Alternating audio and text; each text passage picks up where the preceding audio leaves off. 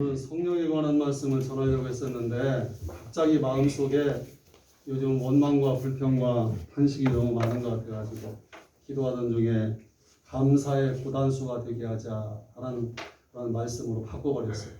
오늘 이 말씀이 선포되는 자리에서 감사가 넘치기를 바라겠습니다. 우리 함께 말씀을 찾아봅니다. 역대상 16장 34절의 말씀 우리 함께 찾아봅니다.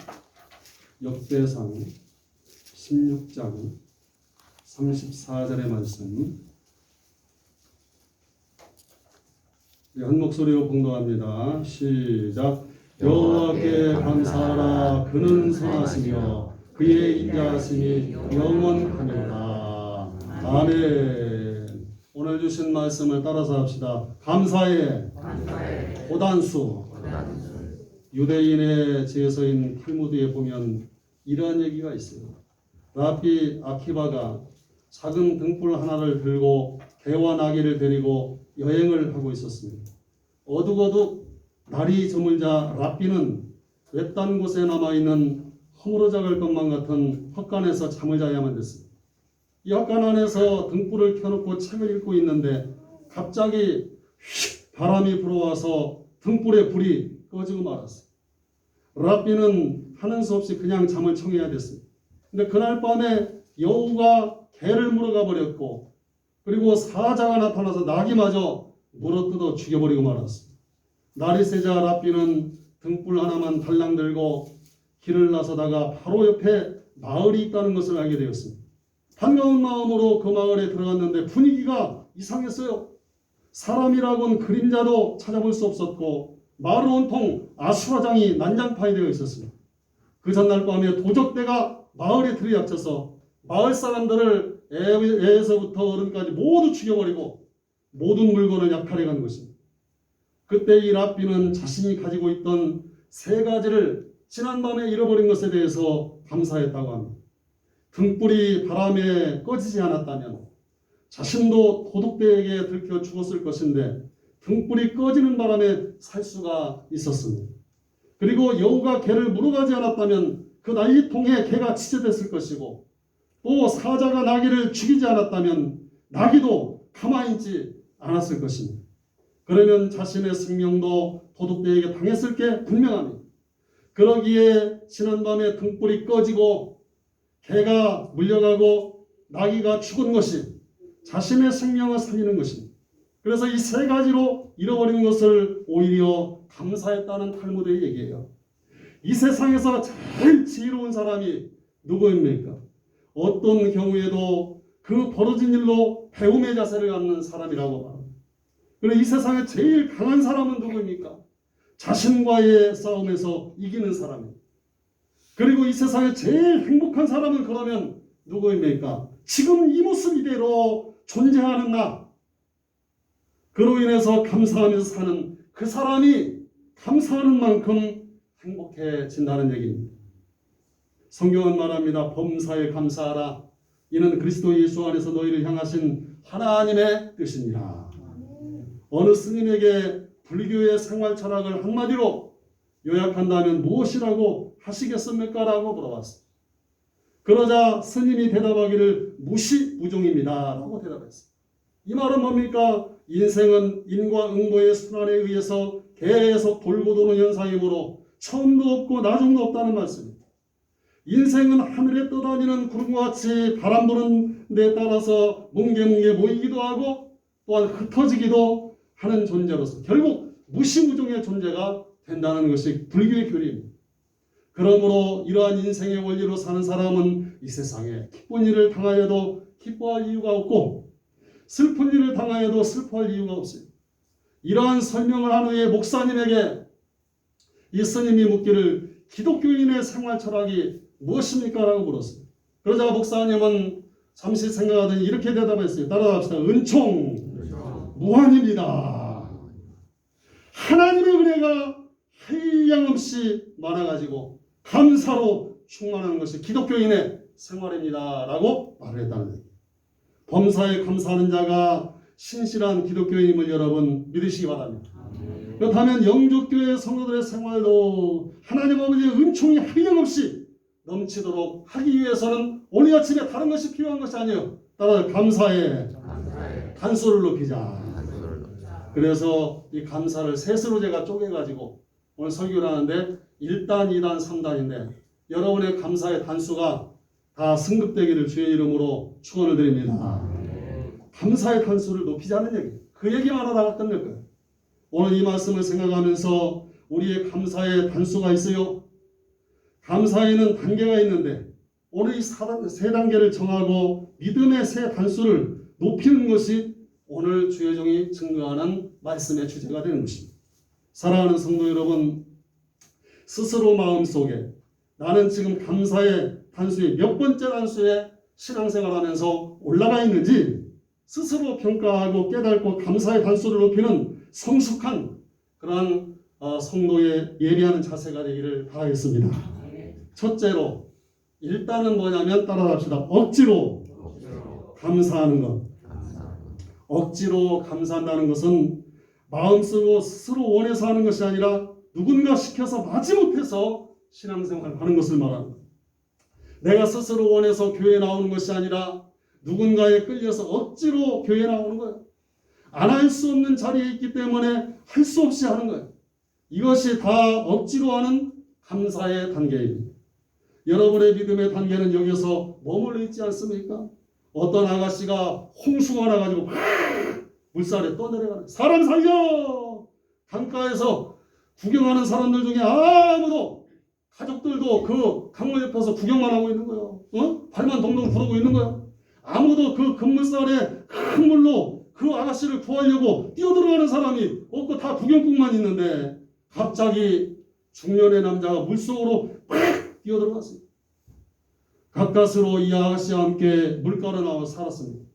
그때 얼마 후에 기자들이 찾아와가지고 아저씨 참 의로우시고 용감한 신입니다. 어떻게 그렇게 훌륭한 일을 할 수가 있었습니까? 이때 이 아저씨가 대답하기를 어떤 망할 놈이 뒤에서 밀은겨 말을 하더라는 얘기. 어쨌든 본인이 원한 것은 아니지만 그 결과 그 다음날 뉴스에 나오고 훌륭한 신인상을 이 아저씨가 어정쩡한 자세로 받는 모습을 봤습니다. 저 아프리카 북부의 지역에 아주 시골에 사는 촌사람이고 피부는 흑인인 사람이 이스라엘 예루살렘으로 6월절 축제를 구경하러 촌놈이 나온 거예요.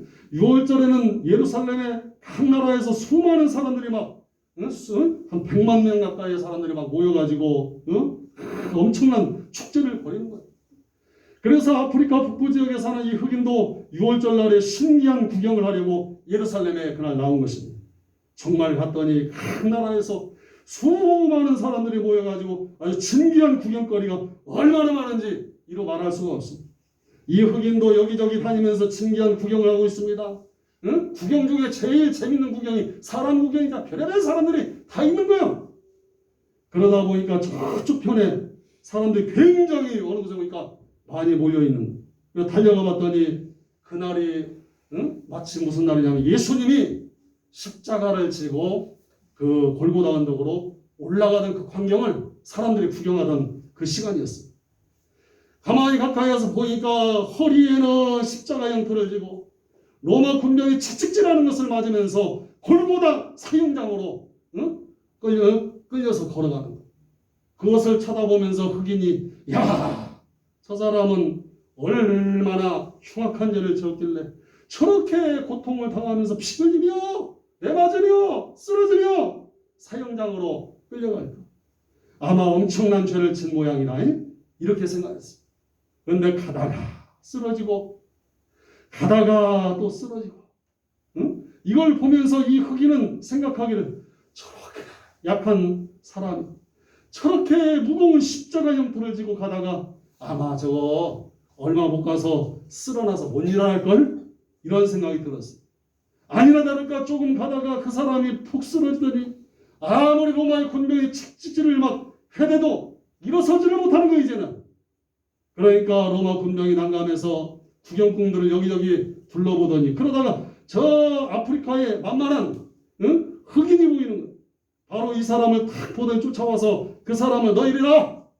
끄집어내는, 그리고는 그 사형수의 십자가 형태를 대신 치게 하고, 그리고 대신 끌고 가라는 얘기. 흑인이 촌놈이 소리칩니다. 나는 아무 잘못이 없어요. 나는 아무 잘못도 없다. 나는 십자가를 질 만한 그런 죄를 지은 사람이 아니야. 난 부경꾼이야, 부경꾼. 그런 소리를 쳤어요. 아무리 싫다고 해도 창과 칼로 위협을 하는데 할 수 없이 십자가를 지고 골고다 사형장까지 억지로, 아무래도 중얼중얼 시부렁거리면서 그곳에 도착했을 거예요. 우리가 잘 아는 대로 그 사람의 이름이 누구냐면 구레네 시몬이라는 사람. 구레네라는 말은 뭡니까? 아프리카 북부 지역에 있는 한 그 변방의 동네를 말합니다. 구레네라는 동네에서 온 시몬이라는 촌뜨기예요. 구레네 시몬은 구경하러 왔다가 그만 억지로 로마의 군인에게 끌려가서 억지로 예수님의 십자가를 대신 지고 골고다 언덕까지 올라간 사람이 되었습니다. 네, 여러분, 억지로 십자가를 구레네 시몬이 졌지만 그 후에 어떤 일이 벌어지면 시몬과 그의 가정과 그의 후손들이 얼마나 큰 복을 받았는지 성경을 통해서 우리가 찾아볼 수가 있어요. 그 복을 받은 내용이 성경에 나옵니다. 구레네 시몬은 숙소로 돌아와서 그날 밤에 뜬 눈으로 잠이 안 오는 거야. 응? 예수님의 피가 자기 온몸에 다 묻었을 거 아니야. 그리고 생각지도 못한 황당한 상황 속에서 그 십자가를 억지로 그냥 막 불을 내면서 그걸 치고 올라갔을 거 아니야. 그런데 그 마음속에 놀라운 변화 역사가 일어나는데 그날 밤에 잠을 못 새우고 날을 새고 나서 그 다음날 예수를 믿기로 작정한 거예요. 아멘. 복음을 받아들이고 나서야 자신이 십자가를 졌던 것이 얼마나 큰 은혜인지를 그 후에 깨달았다는 얘기예요.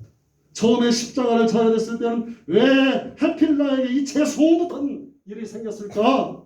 화가 났었는데 이제는 하나님의 큰 은혜임을 깨닫게 됐다는 거예요.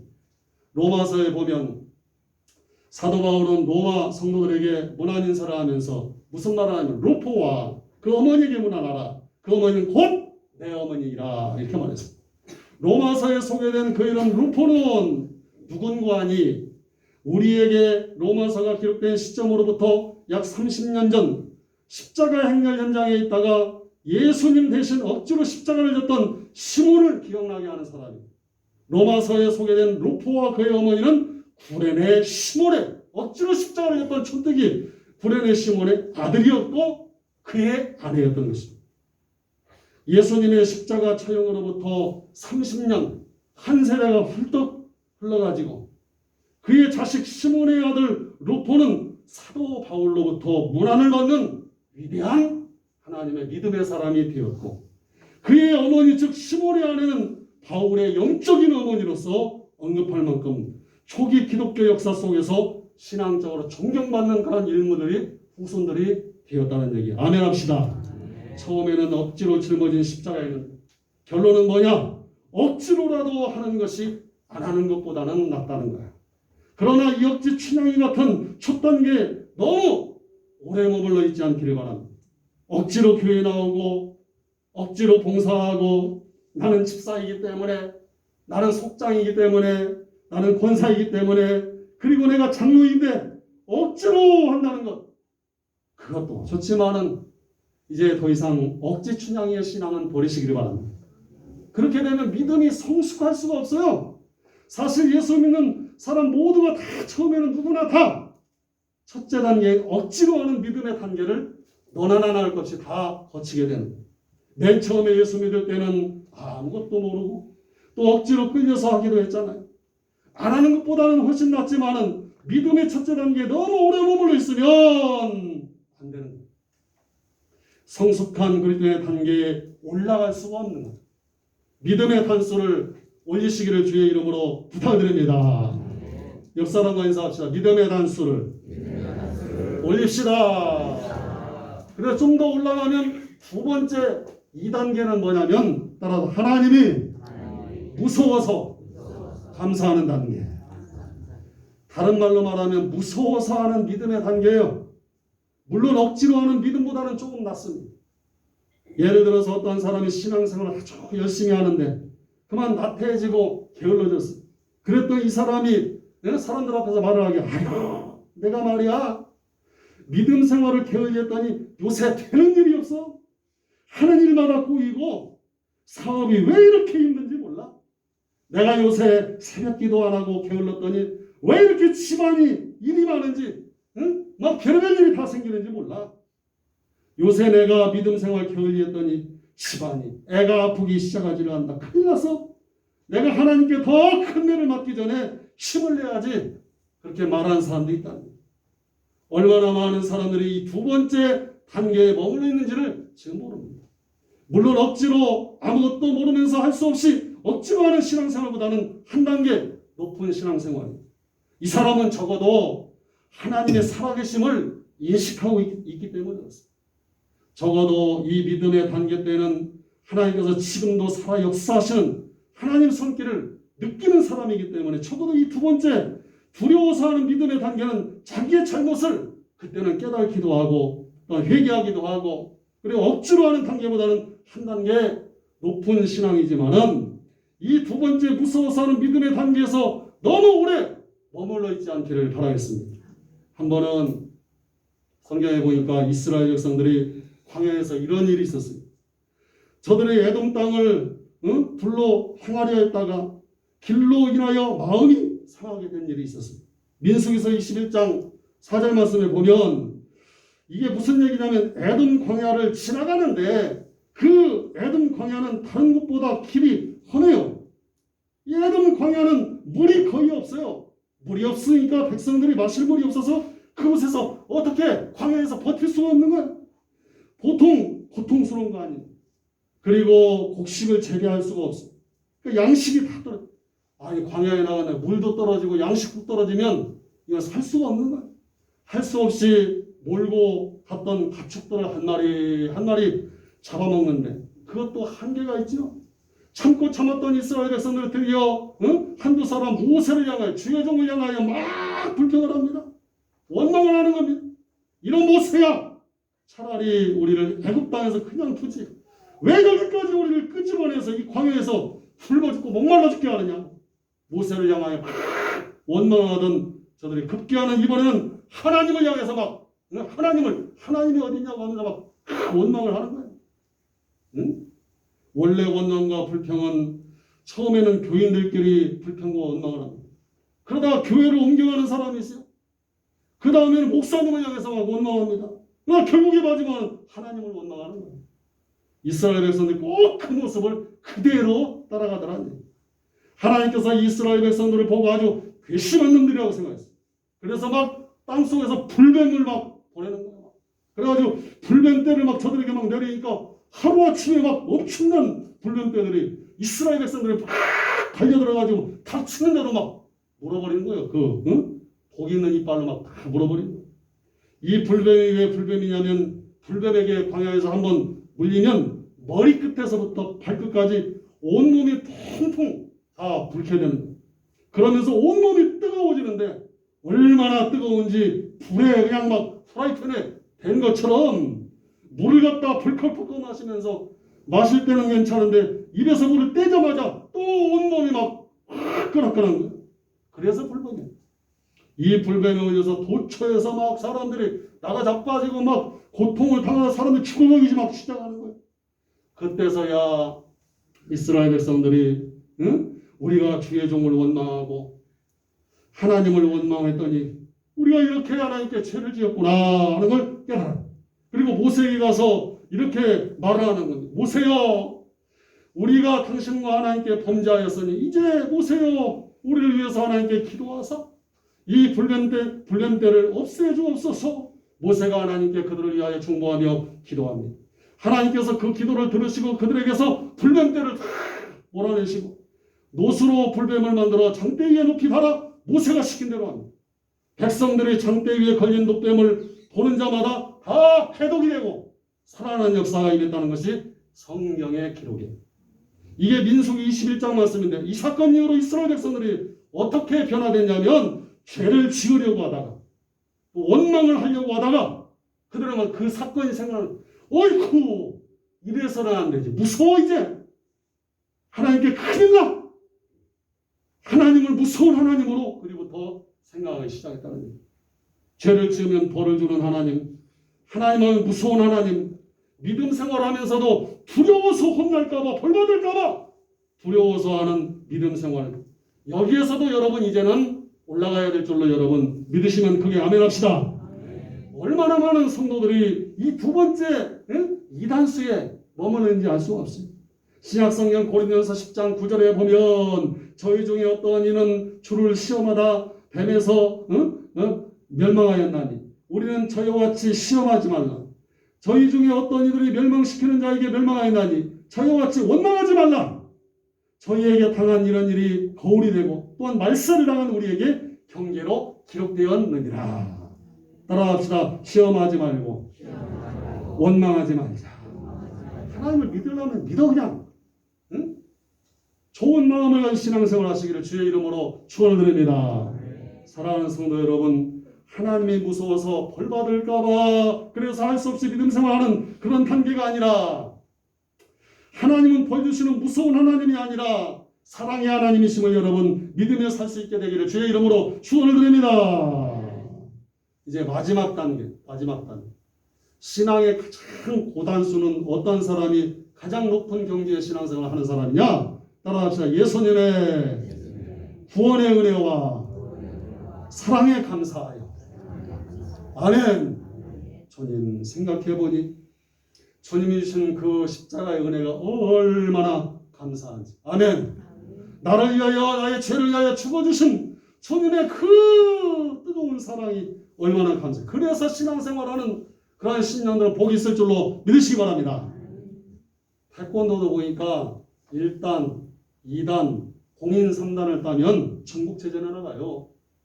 그래가지고 그 국가대표급이 되는 것이고 거기에서 잘하면 금메달을 따는 거예요.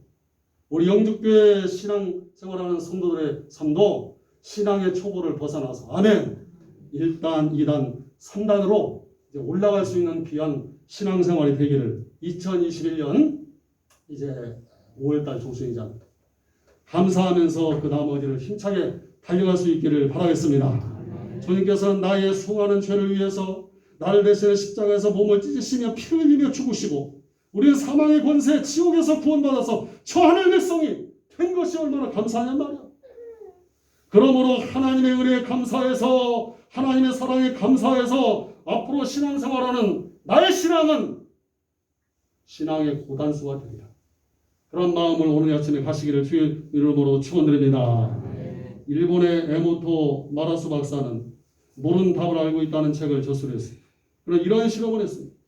물을 컵에 담고 물에게 조용히 말했어요.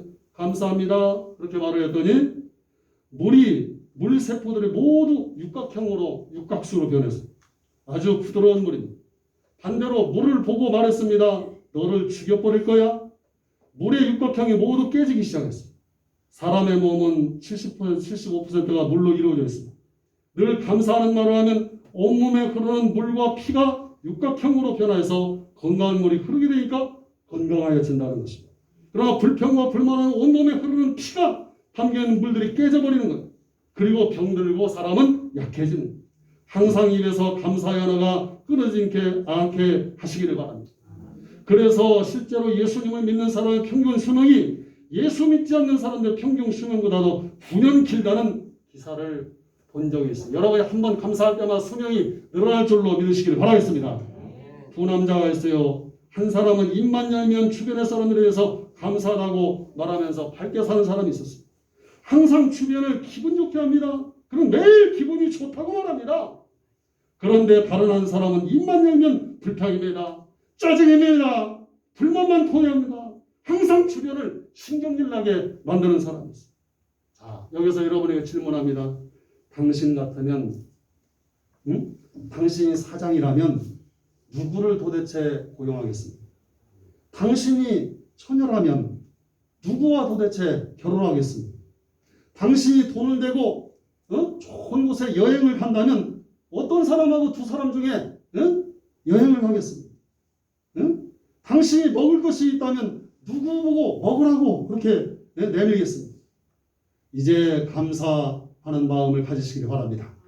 불평을 버리시기 바랍니다. 감사하시기 바랍니다. 여러분이 이 말씀을 듣고 오늘부터 입에 감사를 달고 살고 마음에 정말 감사가 우러나오면 세 가지의 역사가 일어납니다. 첫째, 따라합시다. 여유스러운 기적이 일어난다.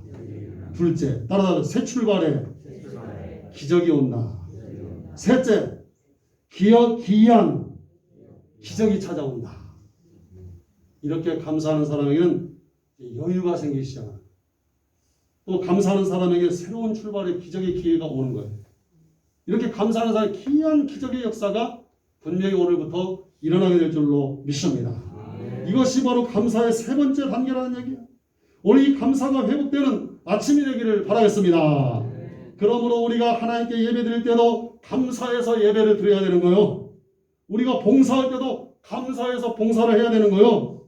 우리가 하나님께 예물을 드릴 때도 감사하는 마음으로 드릴 때 이것이 육각수의 신앙이 되고 마는 것입니다. 이것이 바로 감사의 세 번째 단계. 오늘 한 사람만 소개하고 설교를 마치겠습니다. 록펠러에 대한 얘기를 들으면서 말씀을 마치는데 어떠한 자료에 보니까 록펠러의 인생에 관해서 부정적인 얘기도 하고 긍정적인 얘기도 했는데 그 사람의 자서전을 바탕으로 볼 때 그의 삶을 신앙적으로 이야기하고 싶다는 얘기예요. 록펠러는 세계적인 거부입니다. 그런데 록펠러의 저서에 보면 이런 말씀이 있어요. 나는 처음 교회에 간 나는 그날 목사님의 설교가 11조에 대한 설교였는데 감동을 받고 내가 주국 6달러에서 60센트를 하나님께 11조로 드림으로 오늘날 내가 100만 달러 이상의 11조를 매주일 바칠 수 있게 된다. 그렇게 고백했습니다. 그 내용은 이런 거예요. 록펠러는 아주 찢어지게 가난한 집에서 태어납니다. 너무 가난해서 공부할 엄두도 나지 않았어요. 학교는 근처도 가지 못했습니다. 그런데 어느 날 록펠러가 처음 교회에 간 날인데 하필 그날 목사님의 설교가 11조에 대한 그런 설교예요. 웬만한 다른 사람들 같으면 11조에 관한 설교를 들을 때 믿음이 없으니까 다들 시험에 듭니다. 야, 교회에 갔더니 이놈의 목사가 돈 내라고 하더라. 대부분의 사람이 시험에 들 만한데 록펠러는 달랐어요. 목사님이 11조에 대해서 뭐라고 설명했냐면 11조란 축복의 씨앗인데 씨앗을 심지 않으면 어떻게 추수할 수 있느냐. 11조라는 축복의 씨앗을 하늘나라의 농장에 갖다 심어라. 그게 바로 11조를 드리는 거다. 그런 엄청난 복을 수확하게 될 거다. 그런 요지의 11조 설교였었어요. 그 설교를 들으면서 록펠러는 나같이 가난한 사람들 11조를 심으면 이것이 엄청난 축복을 거두게 되는 씨앗이 된다는 말인가? 그러면 내가 11조 씨앗을 내가 심어야 되겠다. 그러면서 그는 그날부터 아주 열심히 11조를 드립니다. 그리고 아주 열심히 일을 합니다. 근면하고 성실하게 살아요. 점점 돈이 모여졌어요. 꽤 많은 재산을 모았는데 어느 날 친구가 와서 그런 얘기를 한다. 금광업에 손을 대면 큰 돈을 벌 수 있다는 거예요. 마치 좋은 금광이 나왔는데 사지 않겠느냐는 얘기. 그 친구가 제안했는데 금광에 가보니까 엄청난 사람들이 가서 일하고 있는 큰 금광이었어요. 그런데 그 금광을 내놨다는 거예요. 그래서 자기 재산 전부를 털어가지고 은행에 돈을 빌기로 해서 금광을 인수합니다. 근데 알고 보니까 사기를 당한 거예요. 사기를.